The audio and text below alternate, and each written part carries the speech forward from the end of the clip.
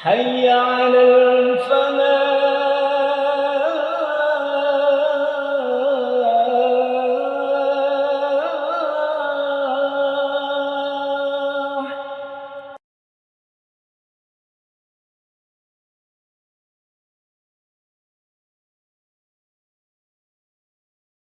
Assalamualaikum warahmatullahi wabarakatuh.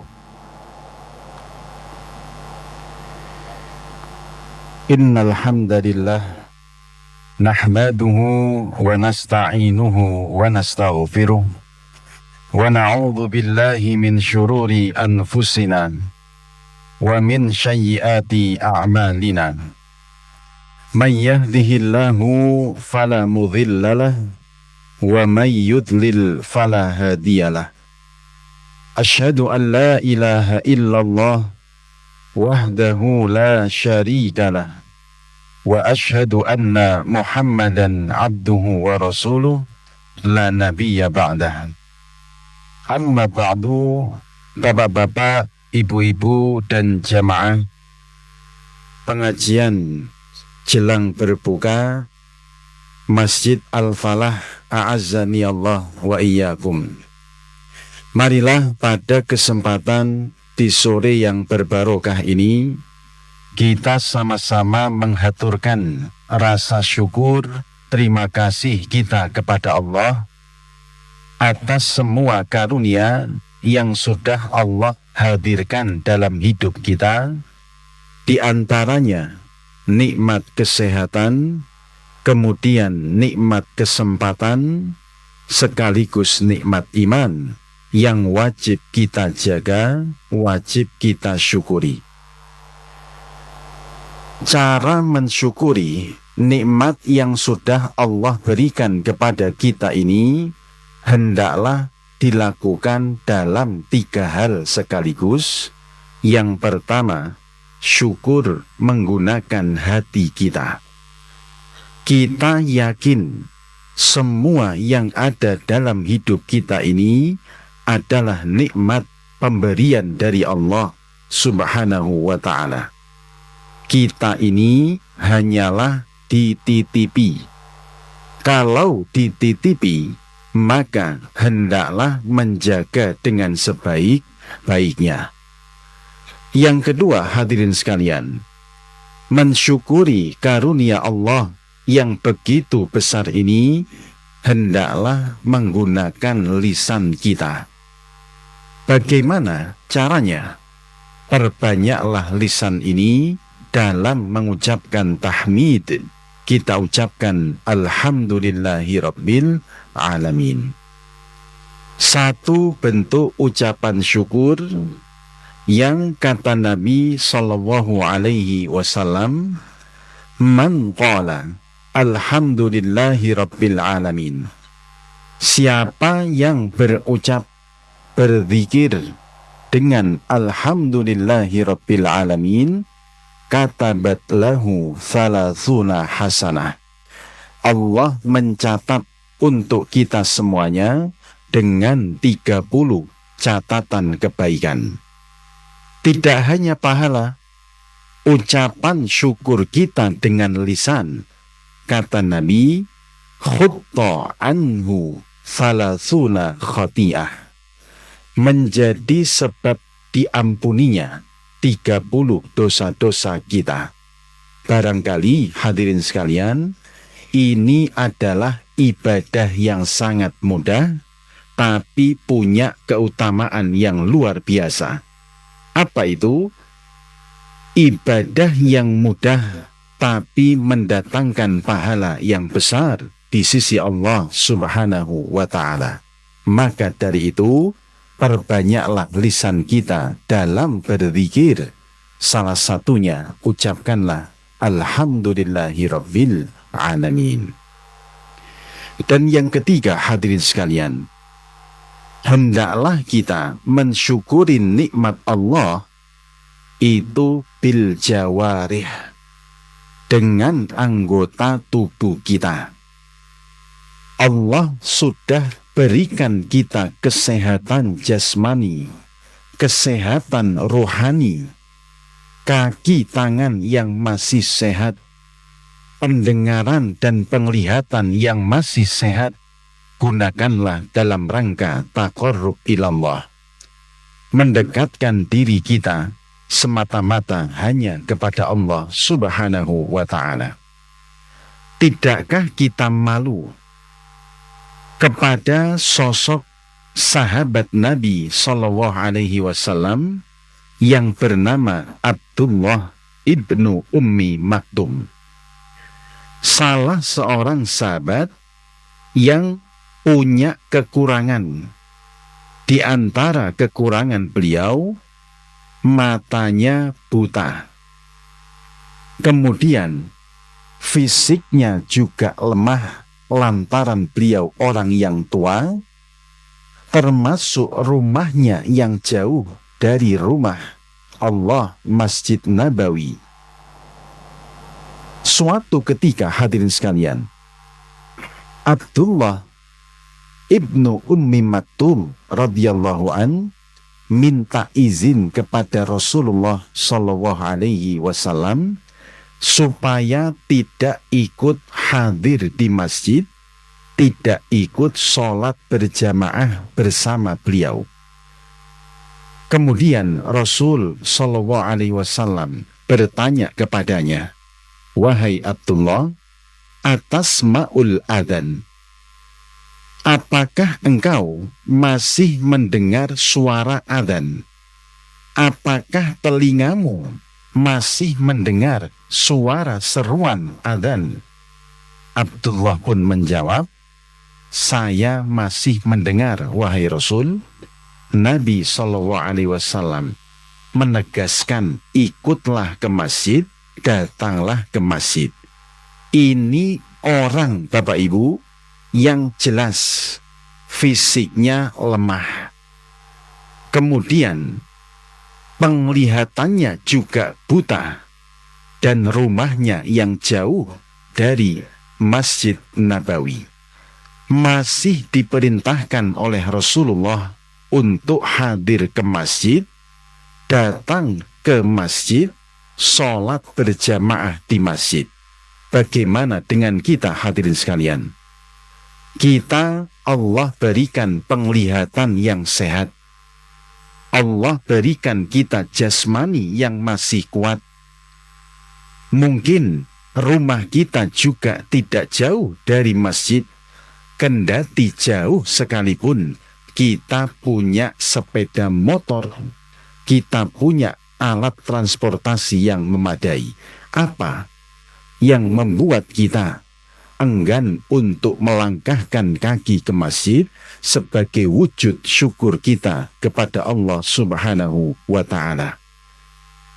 Maka ingatlah, ketika kita sudah mensyukuri nikmat Allah dengan 3 cara yang sudah kita sampaikan tadi, Allah Subhanahu wa ta'ala berjanji kepada kita semuanya. Di dalam surah Ibrahim ayat yang ke-7, Allah Azza wa Jalla berfirman, "Wa itta'adzana rabbukum la in syakartum la azidannakum." Sesungguhnya jika engkau mensyukuri nikmat Allah, Allah pun berjanji, la azidannakum, sungguh akan aku berikan nikmat itu secara lebih. Allah tambahkan nikmat itu kepada kita semuanya. Dan sebaliknya, hadirin sekalian, ketika ada hamba-hamba Allah yang kufur terhadap nikmatnya, maka Allah berjanji mengingatkan kepada kita, inna adzabi lasyadid, ingatlah azabku, siksaku amatlah pedih. Ma'asyiral muslimin, a'azzani Allah wa iyyakum, bersyukurlah kita semua yang pada kesempatan di sore hari ini bisa menggerakkan kaki kita, bisa menggerakkan hati kita untuk melangkah ke masjid Allah yang indah dan mulia ini, tentunya dalam keadaan sehat walafiat. Alhamdulillahi Rabbil Alamin. Waalaikumsalam warahmatullahi wabarakatuh. Ma'asyiral muslimin, a'azzani Allah wa iyyakum. Di dalam Al-Quranul Karim, surah Al-Baqarah, ayat yang ke-167, Allah Subhanahu wa ta'ala berfirman, 168. A'udzu billahi minasyaitonir rajim. Bismillahirrahmanirrahim. Ya ayyuhan nas, wahai sekalian manusia, kulu mimma fil ardi halalan thayyiban, makanlah oleh kalian apa yang ada di muka bumi ini secara halal dan juga thayyiban. Wala tattabi'u, dan janganlah kalian mengikuti khutuwati syaitan, langkah-langkah syaitan. Mengapa? Innahu, sesungguhnya syaitan itu lakum, bagi kalian, aduun mubin, musuh yang nyata. Bapak Ibu sekalian, a'azzani Allah wa iyyakum.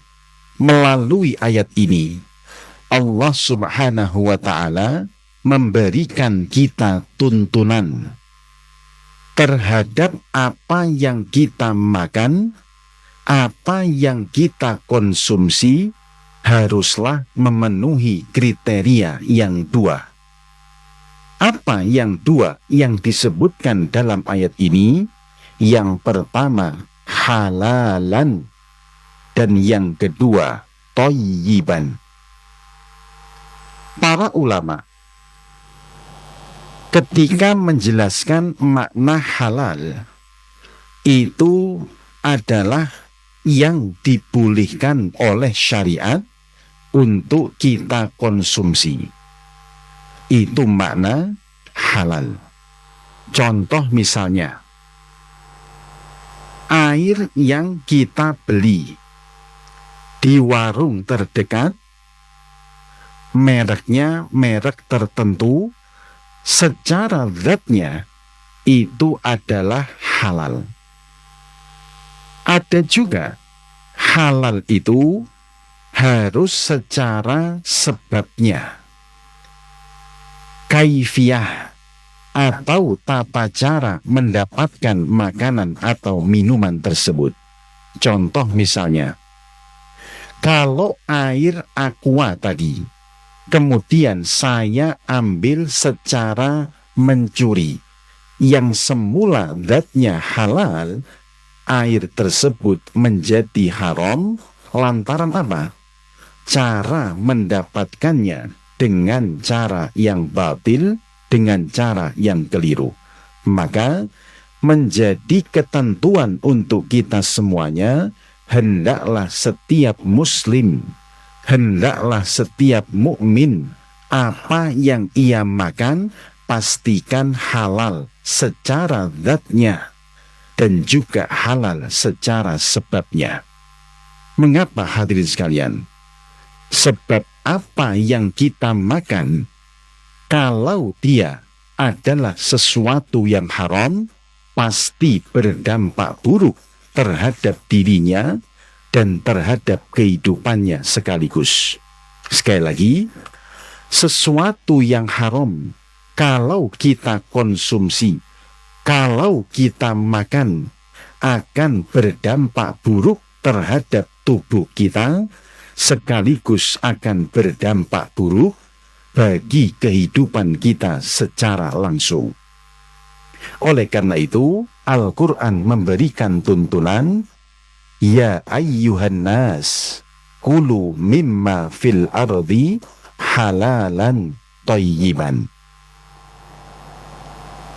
Tidakkah kita melihat bagaimana Nabi Shallallahu Alaihi Wasallam, beliau dikenal orang yang sehat jasmani dan rohaninya.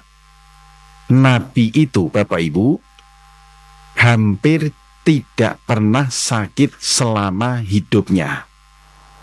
Kendati pun beliau pernah sakit, sakit beliau bukan sakit yang kronis. Contoh misalnya, Nabi pernah sakit, sakitnya demam. Ada seorang sahabat namanya Abdullah ibnu Mas'ud radhiyallahu anhu.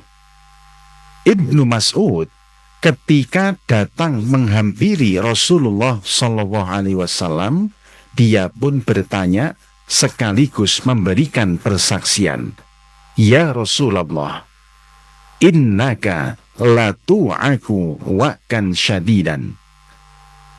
Nampaknya engkau sedang ditimpa sakit. Nabi pun membenarkan. Sakitnya Rasulullah SAW ternyata ingin mengajarkan hikmah kepada kita hadirin. Apa itu?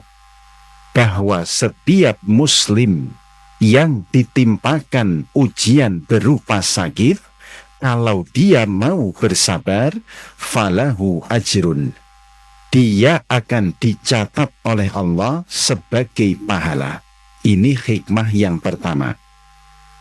Yang kedua, Nabi juga menyebutkan, ma min muslim yusibuhul adha min maradin wa ma siwahu illa hattallah an sayyiatihi au kama qala. Tidaklah setiap muslim yang diuji oleh Allah dengan ujian berupa sakit atau ujian-ujian yang lain, hikmahnya apa? Illa hattallah an sayyiati. Dengan rasa sakitnya itu, Allah mengampuni dosa-dosanya.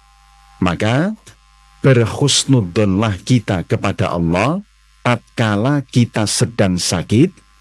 Allah hendak memberikan kita catatan pahala kebaikan, sekaligus Allah gugurkan dosa-dosa kita. Sakitnya Nabi di masa itu mengajarkan hikmah kepada kita dua hal ini. Yang kedua, hadirin sekalian, memang Rasulullah Shallallahu Alaihi Wasallam pernah sakit yang lain. Misalnya, disebutkan dalam hadis riwayat Imam Bukhari, buka di bab sifatu iblis, sifatnya iblis dan bala tentaranya. Nabi Shallallahu Alaihi Wasallam pernah sakit sampai membuat istri beliau itu gelisah. Mengapa? Sakitnya Nabi sampai beliau mengigau. Saya baru saja berkunjung ke rumah istri saya yang ini. Saya baru saja berkunjung ke rumah saudara saya yang ini. Padahal beliau terbaring di tempat tidurnya. Apa sakit yang diderita oleh Nabi tersebut? Ternyata hadirin sekalian, beliau disihir, mendapatkan kiriman sihir dari seorang Yahud yang namanya Lubaid bin A'som. Dari kisah inilah kemudian Jibril alaihissalam turun kepada Rasulullah mengajarkan doa perlindungan kepada umatnya. Kalau kita ingin dijauhkan dari sihir, maka bacalah dua surah yang disebut mu'awwidhatain. Hadis tadi juga menjadi asbabun nuzul dari surah mu'awwidhatain. Dua surah yang di dalamnya terdapat kalimat permohonan perlindungan kepada Allah Subhanahu wa Ta'ala, yaitu surah Al-Falaq dan juga surah An-Nas. Qul a'udzu birabbil falaq dan juga Qul a'udzu birabbin nas. sakitnya Nabi yang kedua ini ternyata mengajarkan hikmah kepada kita. Kalau kita ingin terhindar dari sihir, maka rutinkanlah membaca 2 surah tersebut. Yang pertama surah An-Nas dan yang kedua surah Al-Falaq.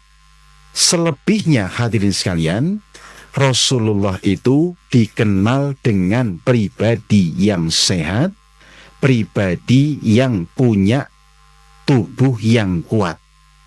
Apa sebabnya?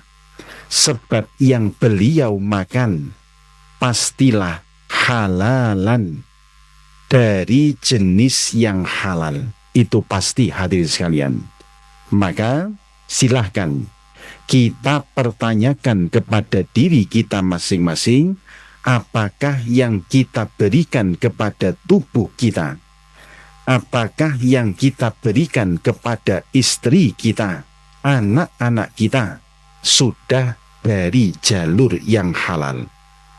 Kalau tidak, ingatlah, apa yang kita konsumsi, apa yang mereka konsumsi akan berdampak pada kesehatannya. Tidak hanya kesehatan, tapi juga akan berdampak pada perilakunya secara langsung. Mungkin kita pernah berpikir, Bapak Ibu, kita punya istri, tapi suka membantah, tidak taat kepada suami. Seringkali kita menyalahkan kaum perempuan, sementara kita tidak pernah mempertanyakan, sudah halalkah makanan, rizki yang kita berikan kepada keluarga kita? Mari bermuhasabahlah mulai saat ini. Jika ada rezeki yang tidak halal yang kita dapatkan, ubahlah, carilah rizki itu dengan jalur yang halal. Supaya apa? Supaya keluarga kita, utamanya istri kita, menjadi istri yang taat, menjadi istri yang tidak membangkang. Yang kedua misalnya, dampak dari makanan yang tidak halal yang kita konsumsi atau yang dikonsumsi keluarga kita, membuat otak mereka, pikiran mereka itu akan lemah, Bapak Ibu. Mungkin sebagian dari kita pernah melihat ada anak yang secara kemampuan itu lemah, sudah dileskan di banyak tempat, secara privat juga sudah les, tapi kenapa kemampuannya kok begitu-begitu aja, kalah sama teman-temannya yang lain? Boleh jadi Bapak Ibu sekalian, apa yang dia makan, apa yang kita berikan kepada itu anak adalah makanan dari jalur yang haram. Hati-hati. Maka Nabi SAW menegaskan, kullu lahmin nabata min suhtin fannaru awlabi. Setiap daging, kata beliau, yang tumbuh dari sesuatu yang haram, maka nerakalah lebih layak untuk dia. Penyebutan neraka di sini menandakan sesuatu yang sifatnya haram pasti berdampak buruk bagi diri kita sekaligus bagi kehidupan kita. Oleh karena itu, marilah pada kesempatan yang mulia ini, di bulan yang berkah ini, kita sama-sama saling bermuhasabah, kita koreksi apakah rezeki yang kita dapatkan betul-betul halal.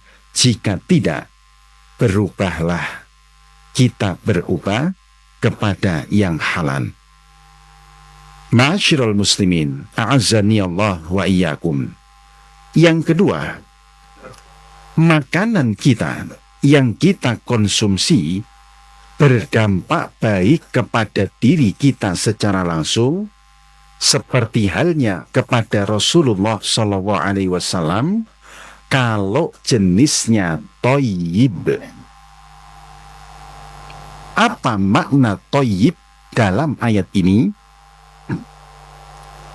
Al-Hafidh Ibnu Katsir rahimahullah di dalam tafsirnya menyebutkan bahwasanya yang dimaksud thayyib itu ghairu dharrin lil abdani wala lil uquli, yang tidak membahayakan bagi tubuh kita, juga tidak membahayakan bagi akal kita. Itu makna apa? Thayyib. Jadi jika ditanya apa makna halalan thayyiban, selain halal secara zatnya, halal secara sebabnya, juga harus memenuhi kriteria yang ketiga, thayyiban, yang tidak berbahaya bagi tubuh kita, juga tidak berbahaya bagi akal kita. Saya kasih contoh Bapak Ibu. Gula itu halal. Gula. Anda berjualan gula, boleh. Anda minum kopi dikasih gula, boleh, itu halal. Mulai dari gula kelapa sampai gula tebu, ada gula jagung, itu halal Bapak Ibu. Tetapi belum tentu thayyib untuk kita. Bagi penderita diabetes, gula itu walaupun halal, tetapi bukanlah thayyib bagi dirinya. Yang thayyib bagi penderita diabetes misalnya, ya jangan minum gula pasir. Minumlah, gunakanlah gula dari jagung. Itulah yang dimaksud thayyib. Kita ini Pak, sudah diberikan aturan dalam Al-Quran, kalau jenengan mau sehat, pastikan makanan minuman yang masuk haruslah halalan thayyiban. Thayyib itu yang tidak membahayakan tubuh kita, tidak membahayakan bagi akal kita. Contoh yang kedua, Anda berjualan gorengan, mulai pisang goreng, tahu isi, dan jenis gorengan yang lain. Boleh, silahkan. Anda menyumbang takjil, maidah, hidangan berbuka di masjid terdekat, menggunakan gorengan, boleh. Itu makanan yang halal Bapak Ibu. Tetapi jenis makanan semacam itu tidaklah thayyib bagi penderita apa? Kolesterol misalnya. Berarti gorengan bukanlah thayyib bagi yang menderita kolesterol. Ini Al-Quran Bapak Ibu. Bagi Bapak Ibu yang suka minum kopi, mulai dari kopi Aceh Gayo, ada kopi Lampung, kopi Kintamani Bali, sampai kopi-kopi yang lain, kopi Arab, boleh. Itu minuman yang halal, betul. Anda berjualan kopi, baik, boleh. Memberikan hadiah kepada teman dengan kopi, boleh. Tapi ingat, minuman kopi itu tidaklah thayyib bagi penderita apa? Asam lambung misalnya. Maka pastikan apa yang masuk ke dalam tubuh kita itu haruslah jenisnya thayyiban, yang tidak berbahaya untuk tubuh kita, sekaligus tidak berbahaya bagi akal kita. supaya tahu kalau itu tidak thayyib untuk kita, Bapak Ibu, dianjurkan untuk check up, medical check up, tes darah, sehingga kita tahu apa yang baik dan yang tidak baik untuk tubuh kita masing-masing. Dengan mengikuti aturan ini, Bapak Ibu, makanan yang masuk ke dalam tubuh kita niscaya menjadi sumber segala kebaikan untuk kita semuanya. Kita bisa lihat Al-Hafidz Ibnu Katsir rahimahullah dalam buku sejarah beliau, ya, merekam bagaimana kehidupan Nabi dan para sahabat, termasuk penduduk Madinah kala itu. Ternyata penduduk Madinah adalah orang-orang yang sehat jasmani dan rohaninya. Selain faktor makanan yang halal, selain karena faktor yang thayyib, ternyata Nabi dan para sahabatnya itu sehat sebab mempraktekkan sesuatu yang boleh jadi tidak kita pikirkan sama sekali. Apa itu, Pak? Disebutkan dalam hadis yang sahih, Nabi itu biasa ketika beliau makan, membagi lambungnya menjadi 3 bagian. Menjadi berapa? 3 bagian. Yang pertama, beliau gunakan lambungnya untuk makan. Yang kedua, sebagian yang lain beliau gunakan untuk minum, dan sepertiga yang lain beliau gunakan untuk bernafas, untuk beristirahat. Hal ini bisa kita koreksi kepada diri kita masing-masing. Kalau habis makan, kemudian Bapak Ibu tidak sampai suduen, itu ciri sudah berhasil membagi lambung kita menjadi 3 bagian. Atau bagi yang sudah makan tidak sampai mengantuk, ciri kita sudah berhasil membagi lambung itu menjadi 3 bagian. Resep sehatnya Nabi dan para sahabat yang jarang sekali sakit, Bapak Ibu, adalah 3 hal tadi itu. Sehingga ketika ada dokter dari wilayah Fustot itu sekarang negeri Mesir itu, Kairo, ya. Ketika dokter-dokter Mesir berkunjung ke Madinah, mereka menyaksikan, Bapak Ibu, apa yang mereka saksikan? Orang Madinah fisiknya kuat-kuat, fisiknya sehat bugar. Begitu mereka tanya kepada para sahabat, apa yang membuat kalian itu kok sehat bugar? Kemudian para sahabat penduduk Madinah mengucapkan perkataan yang mungkin kita tahu. Kalam ini kalam yang sangat terkenal, Bapak Ibu. Tapi ingat, ini bukan hadis, ya. Sekedar apa? Ucapan dari penduduk Madinah.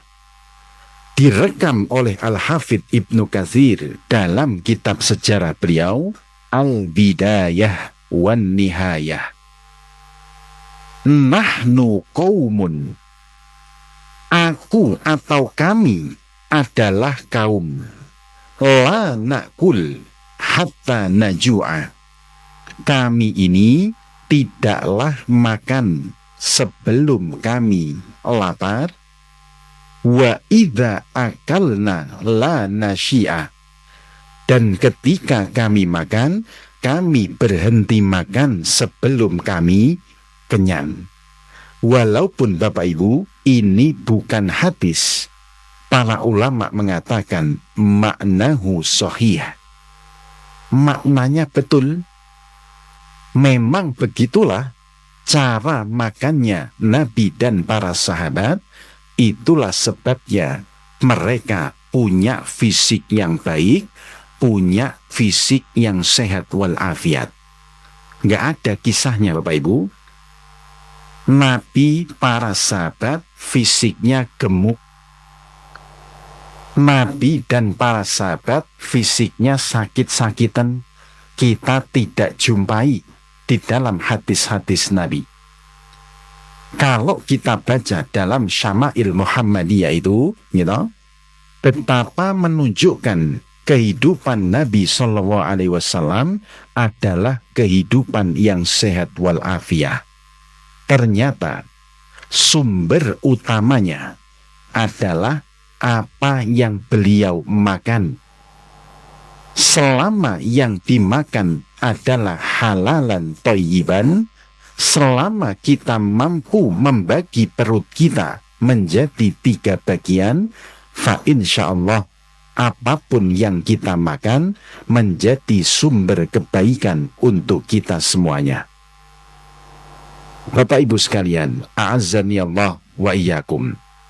Andai kata Pak, kita melalaikan dari 3 hal yang penting ini, maka apa yang masuk ke dalam tubuh kita berubah menjadi sesuatu yang membahayakan. Contohnya, doa-doa kita akan sulit dikabulkan oleh Allah Subhanahu wa ta'ala. Pernahkah kita merasakan sudah puluhan tahun kita berdoa, mulai doa A sampai yang Z, tak satu pun yang dikabulkan oleh Allah, tidak satu pun yang diberikan oleh Allah Subhanahu wa ta'ala.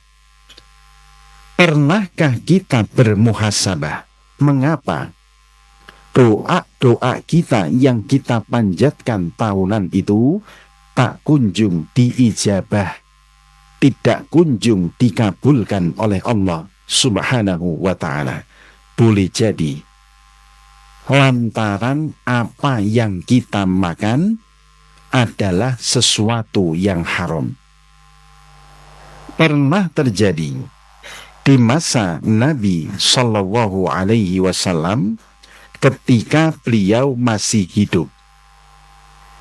Beliau dan para sahabat menyaksikan ada seorang rajul, seorang laki-laki yang mengadahkan tangannya ke atas, seraya ia berkata, "Ya Rob, ya Rob."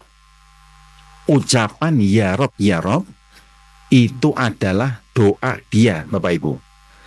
Dia berdoa minta segala sesuatu yang menurutnya penting buat dia. Kemudian Rasulullah memberikan komentar. Apa komentarnya? Bagaimana mungkin doanya dikabulkan oleh Allah, sementara yang dia makan adalah sesuatu yang haram?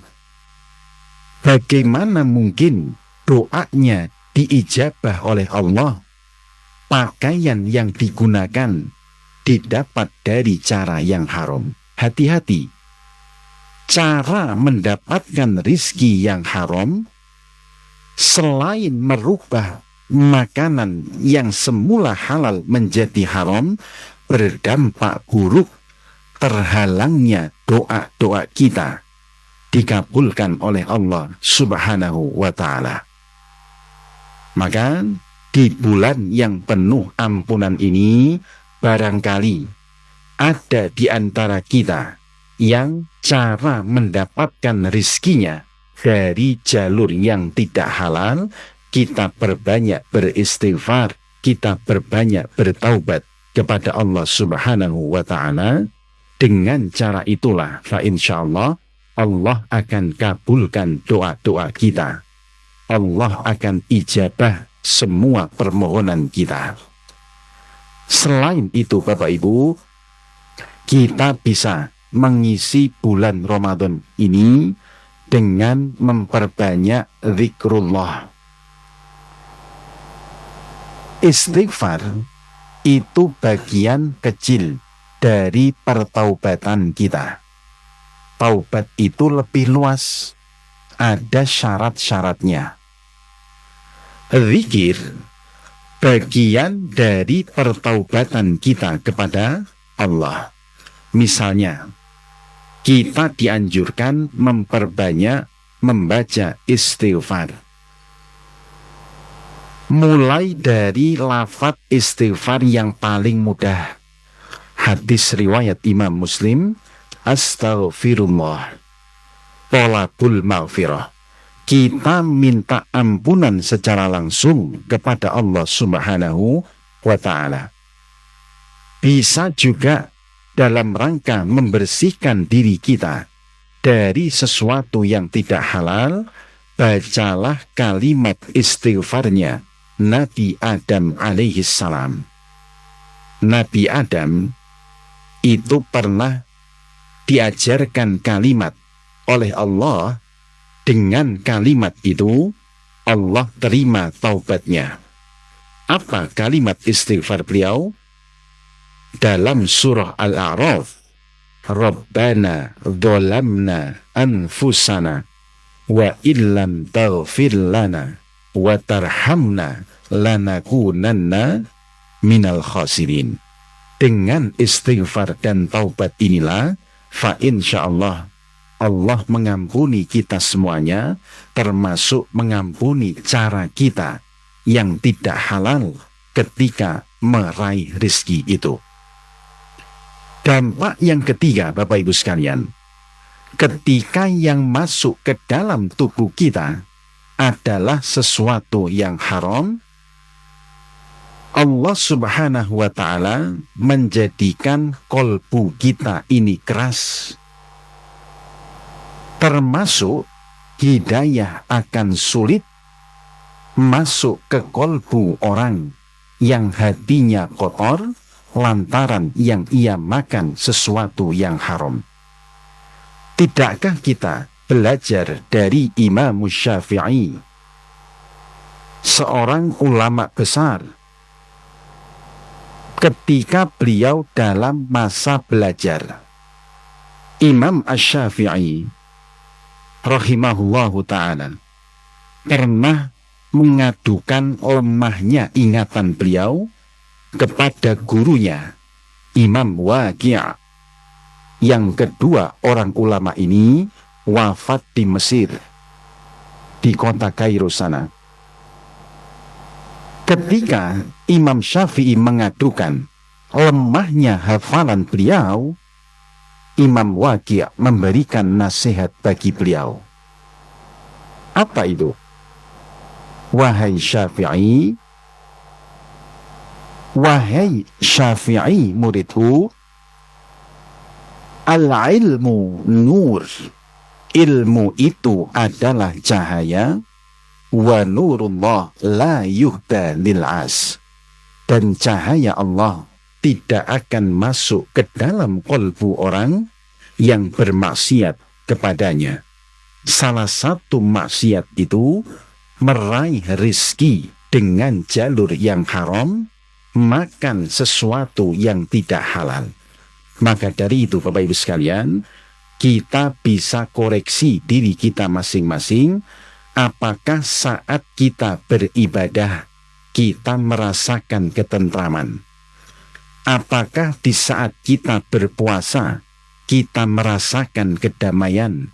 Jika tidak, boleh jadi rizki yang masuk ke dalam tubuh kita itu dari jalur yang tidak halal, sehingga kita tidak bisa merasakan halawatul iman wa halawatul ibadah. Nikmatnya menjadi orang yang beriman, tidak bisa merasakan nikmatnya menjadi orang yang beribadah. Ma'asyiral muslimin, a'azzani Allah wa iyyakum. Mudah-mudahan bulan Ramadan yang saat ini kita berada di dalamnya betul-betul menjadi syahrut tarbiyah, menjadi bulan pendidikan untuk kita semuanya, sehingga kita betul-betul bisa mencari rizki dari jalur yang halal, kita makan dari sesuatu yang halal, kita berikan kepada keluarga kita juga dari jalur yang halal. Dan tujuannya, dengan semua itulah kebaikan akan selalu menyertai kita semuanya. Dan pada akhirnya, marilah kita tutup kajian kita di sore hari yang mulia ini dengan memanjatkan doa kepada Allah Subhanahu wa ta'ala. A'udzu billahi minasyaitonir rajim. Bismillahirrahmanirrahim. Nastaghfiruka ya Allah, ya Rabbana lakal hamdu, kama yanbaghi li jalali wajhikal karim wa 'azimi sultanik.